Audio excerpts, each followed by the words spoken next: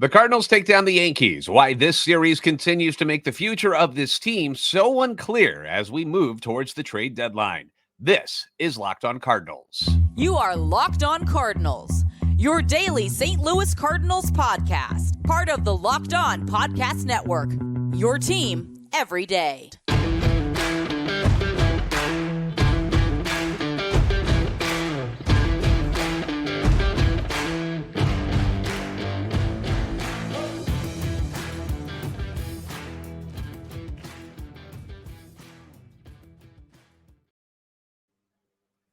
Hey there, Cardinals fans. I'm JD Haffern, and I'm a national radio sports anchor, born and raised in the Lou, and a lifetime Cardinals fan. And I'm your host for Locked On Cardinals, part of the Locked On Podcast Network, your team every day. You can follow me on Twitter at JD Sports Radio and follow the podcast on Twitter at LO_Cardinals, as I think Twitter still works. I think they're allowing us to still do everything we need to do on there, exceeding rate limits and stuff. I don't know what's going on there.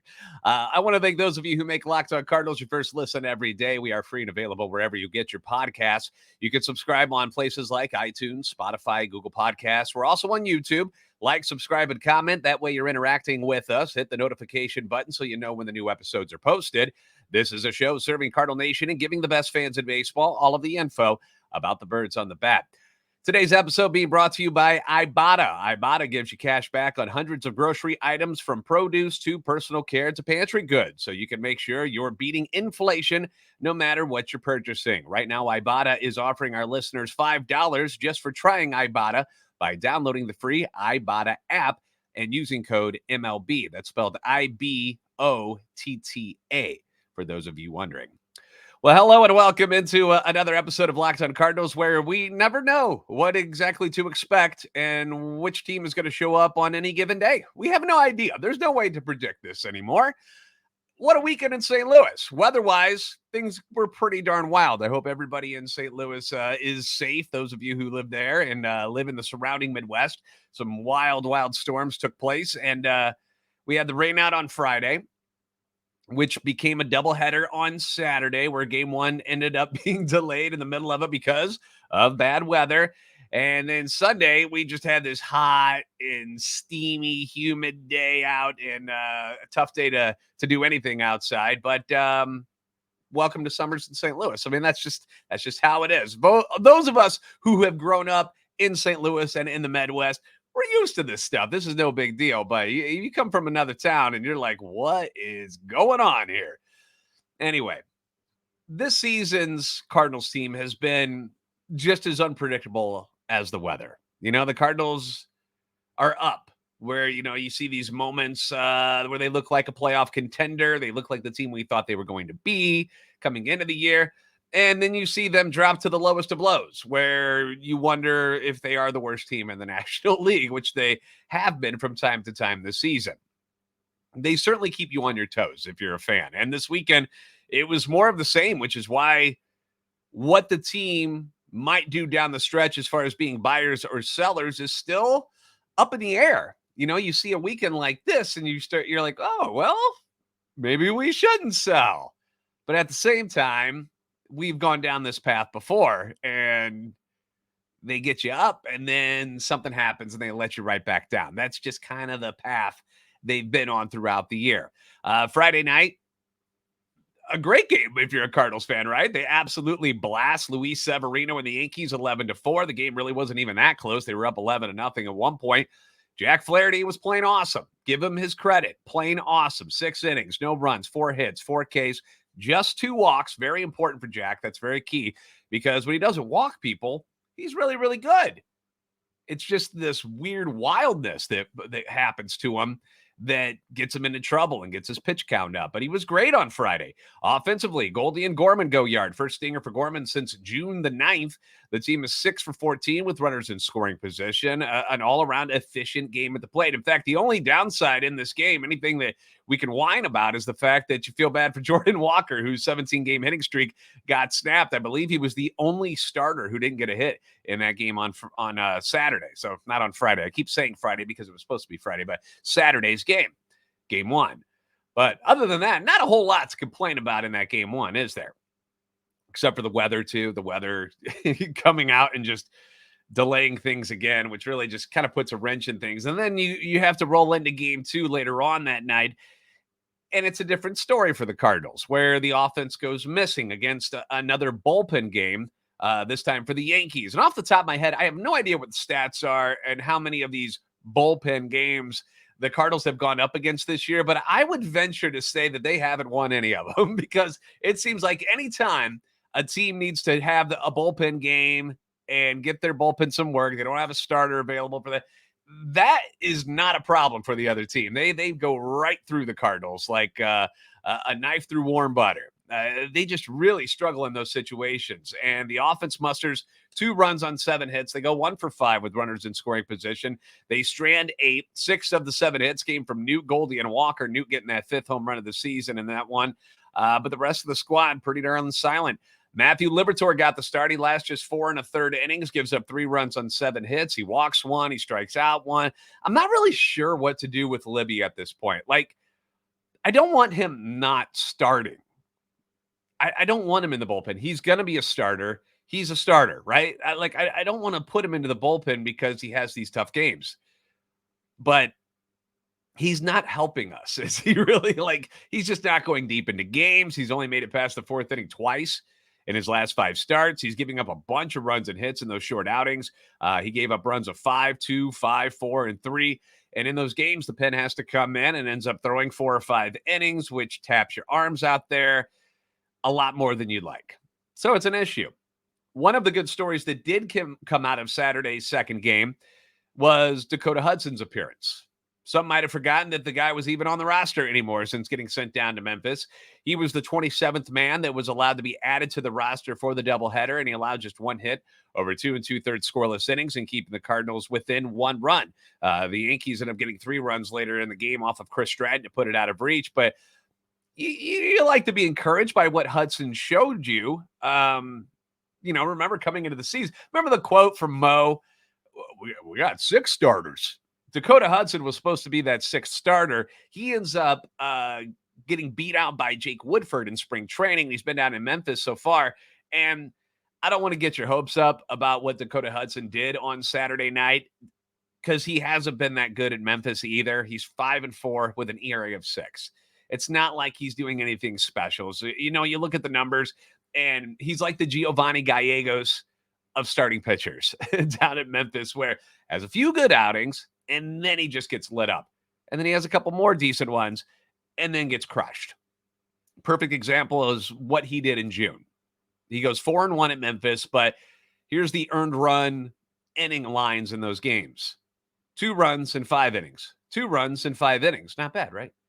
6 in 3 2/3, then 2 in 5 innings, then 6 in 6 innings. Opponents are hitting .327 against him in June with 4 home runs in those 5 starts. His whip's at 1.74. So despite the decent fill-in spot on Saturday, he really hasn't done all that much to earn a call-up. So don't start giving me this, well, maybe we ought to look at Hudson. No, no, he hasn't been that much better. The Cardinals lost the second game 6-2. They head into Sunday's rubber match with a chance to take the series, but they got to be one of the top pitchers on the planet to do so. And things looked a little bit grim, but lo and behold, the Cardinals come out and they pull it off. It was a good old-fashioned pitchers duel on Sunday between the Redbirds' Jordan Montgomery and Yankees ace Gerrit Cole, who comes into the game. He's 8-1 on the year, 2.78 ERA. We know how great he is. One of the more unhittable pitchers in all of baseball. And then on the other side, you got Monty, who's been the best Cardinals pitcher pretty much all year. Like when you look at the overall stats of everything, Monty's kind of been the best pitcher. And especially in the month of June, he's been incredible. He pitched beautifully on Sunday, carried a no-hitter into the 6th inning. The only run off him came in the 7th, and that was an unearned run because of a pass ball on strike 3 before Jake Bauer ends up driving in that run with a double off the center field wall, which almost was a home run. Although, Newt must have just got turned around on that one. I thought maybe he was going to get it, but only the second hit of the game for the Yankees, which was all they would get off Monty. The offense, they did what they needed to do on a hot, muggy day in St. Louis. They made Gerrit Cole work consistently. going into deep counts. It was a beautiful thing to watch. Jordan Walker, Andrew Kisner, both single in runs in the fourth inning after a leadoff double from Nolan Arenado and a single by Alec Burleson before the Yankees ended up going to the bullpen, which had really been a strength for the team this year. And with the lead at 2-1 in the seventh, Brendan Donovan, what can you say about this guy? He reached base 4 times in the return to the lineup, had a DH. He's dealing with some right arm soreness right now, so trying to work through that, but ends up popping his 9th dinger of the season. A 2-run blast puts them up 4-1. They scratch another run across in the 8th when Carlson steals 3rd, scores on an errant throw, and Gallegos comes in. He kind of snuffs out the threat in the 7th inning. Pitches a scoreless 8th. Hicks comes in, grabs the save in the 9th inning. Cardinals win it 5-1. I don't think he got a save in that one, actually, but Cardinals win 5-1. Take 2 of 3 in the series. So 2 games good.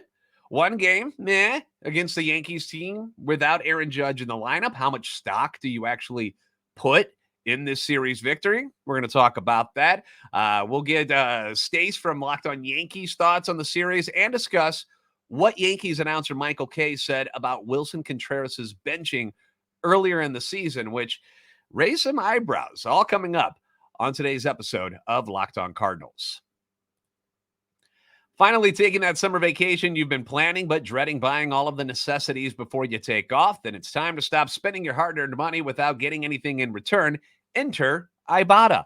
Ibotta gives you cash back on hundreds of grocery items from produce to personal care to pantry goods, so you can make sure you are beating inflation no matter what you're purchasing. Either link your loyalty account or upload your receipt after you shop and get your cash back. It's that easy. The average Ibotta user earns $120 per year. Per year, people. What could you do with an extra $120 per year? That could cover the cost of an entire shopping trip, or you could use your cash back to buy that flight you've been eyeing, that game you're dying to go to, or the fancy dinner you've been craving. You got an anniversary or something coming up. You can use it towards that. Other apps give you points that don't amount to much. With Ibotta, you get real cash back that you can cash out to your bank account, PayPal, or gift card. You can earn cash back on hundreds of online brands and retailers too when you start with Ibotta, which includes Lowe's, Macy's, Sephora, Best Buy, and others. Call right now. Ibotta is offering our listeners $5 just for trying Ibotta by using the code MLB when you register. So here's what you do. You go to the App Store or Google Play Store, whatever you use, and you download the free Ibotta app. Use code MLB. Ibotta is spelled Ibotta. Look it up in the Google Play or App Store. Use code MLB. $5 coming your way.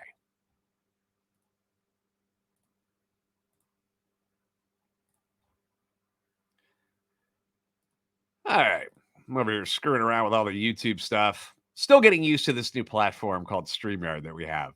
The Cardinals are in Miami to face the Marlins, and you can catch every pitch of the Cardinals' hometown broadcast with SiriusXM on the SXM app.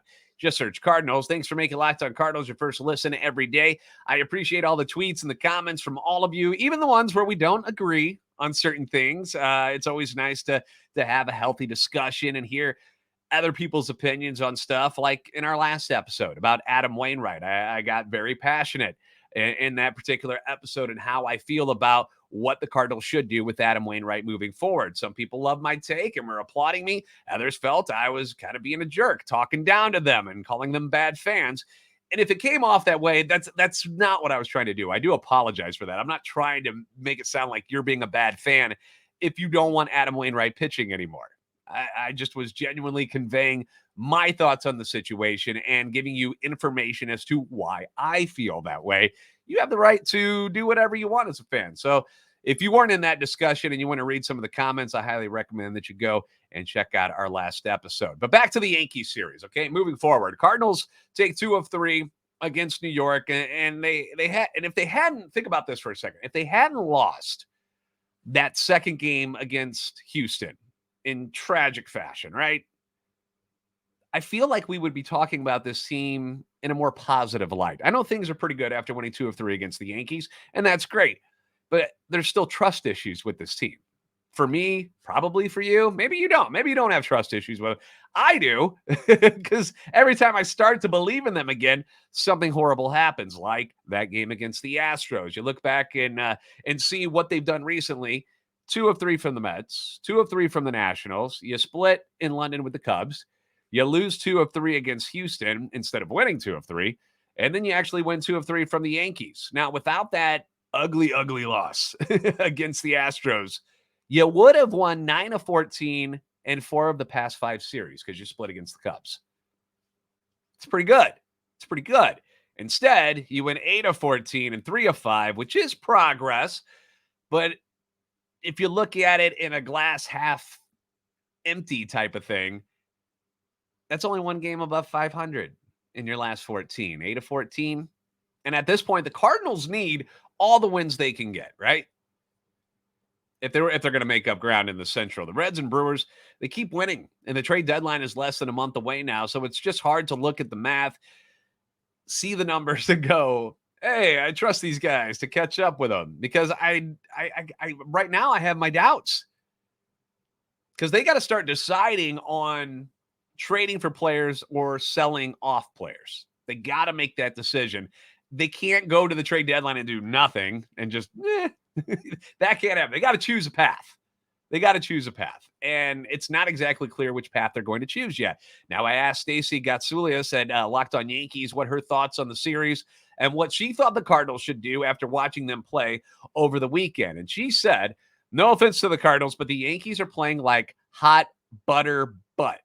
And the team without Judge isn't very good, that the Yankees should be embarrassed for losing the series, and that she misses Jordan Montgomery. She wouldn't count out the Cardinals because of the division they play in now.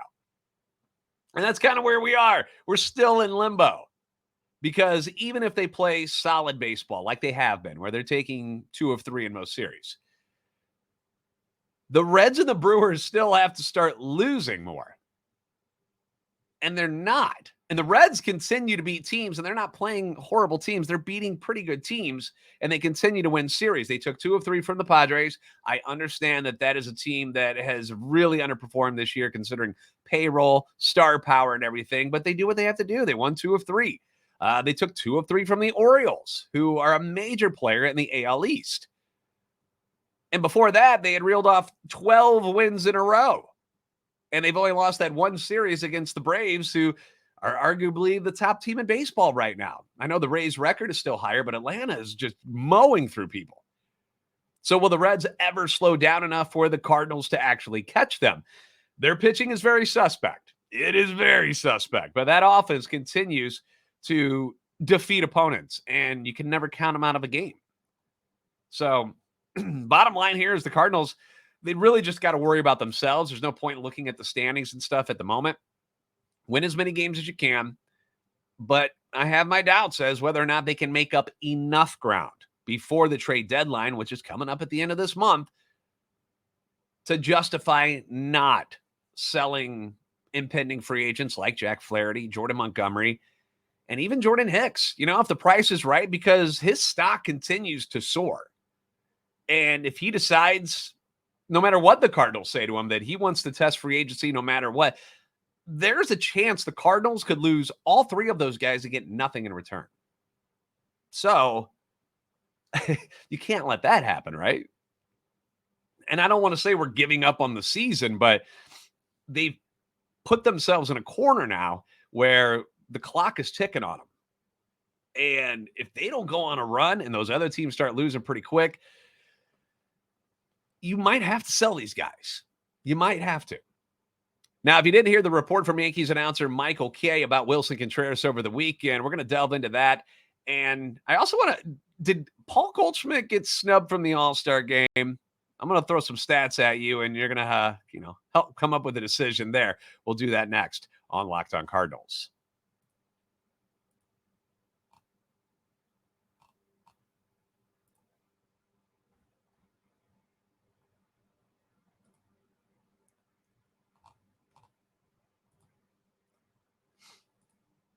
I still cannot figure this stuff out. I'm having the toughest time on YouTube if you're watching. All right. Moving on to our next segment here. The Cardinals are in Miami against the Marlins tonight. You can catch every pitch of the Cardinals' hometown broadcast with SiriusXM on the SXM app. Just search Cardinals. We all remember the benching of Willson Contreras back in May, right? They pulled him from catching duties. There was talk about him being an outfielder instead. We were all very confused as to what happened, and nothing specific was ever mentioned, but we heard rumors, right? That the Cardinals starting pitchers were complaining about Willson's pitch calling, and they kind of wanted him out. They trusted Andrew Kisner more, but we never heard specifically what was going on. Well, this weekend, Yankees announcer Michael Kay drops this nugget saying, quote, "I found out something. I was talking to a lot of the Cardinal people. The reason that they took Contreras out from behind the plate, he was calling pitches that the pitcher on the mound didn't have. He would be calling for a cutter for a pitcher that didn't throw a cutter. The pitchers were going crazy." Say what? Now, this is wild to me if this is true. This looks really, really bad on Willson Contreras if this is true, because the most basic thing that you have to know as a catcher is what the guy on the mound is going to be throwing, like what he has in his arsenal. Did they not talk to each other before games? Like, does Willson and the pitcher not go over things before the game? Did they not go over what pitches that particular pitcher has? Is there not a game plan going into each game of what you're going to throw against certain hitters in the other team's lineup? I mean, I know the team has moved on from this, and I mean, it's weird that we're talking about it still now that we're in July, but at the same time, what an odd situation if that's exactly what happened. I don't know how that's possible. I don't know how that's possible. Unless, he's on PitchCom and he hit the wrong button a couple of times or something. I don't know how you do that. I can get calling for a curveball when the pitcher would rather throw a fastball. They shake you off and they don't like that you keep calling for curveballs. But to call for a cutter or a slider when the guy doesn't even throw that pitch, that is mind-blowing to me if that's the truth. Again, if that's the truth. Bizarre stuff indeed. So let me hear your comments about that in the comments section down below, or hit me up on Twitter and let me know what your thoughts on that whole report was. All-star starters and reserves were announced, and Nolan Arenado, as of right now, the only representative for the Cardinals. The only one we got. You look at the team, its record, you get it. But at the same time, I kind of feel like Goldie might have got snubbed a little bit. The other first basemen that were added to the NL All-Star roster, you had the Braves first baseman Matt Olson, and then the Mets Pete Alonso. And you look at the stats, and there's a head scratcher there. It's not Olson, who is having an amazing year. I think he's got 28 home runs or something like that now. So no doubt Matt Olson deserves to be on that roster. But Pete Alonso, I think you can argue that maybe Goldie should be in there over him. So here are the stats. Alonso hitting .221, 25 home runs, 58 RBIs, .316 on-base percentage, .520 slugging, .836 OPS, OPS plus 128. His WAR on the season, 1.8. Paul Goldschmidt, better than him in batting average. He's hitting .286, 15 home runs, obviously less, 46 RBIs. He's less there. .375 OBP compared to Alonso's .316, .492 slugging below Alonso's .520, .867 OPS, higher than Alonso, OPS plus of 136, higher than Alonso, and his WAR, 2.7, higher than Alonso. So he's got less home runs, less RBIs, and less slugging, but beats him in every other category. Yet Pete Alonso is on the NL All-Star team and not Paul Goldschmidt. Now, Alonso will be in the home run derby, which I think is cool. He's one of the guys I was hoping would sign up again. He's one of the best at it. He's already won it twice in his career. But I think there's an argument there to have Paul Goldschmidt at the All-Star game over Pete Alonso as far as actual All-Stars. Like, invite Alonso to do the derby, and that's fine. But I feel like Goldie got snubbed there. But I want to hear your comments. Feel free to discuss it below in the comments.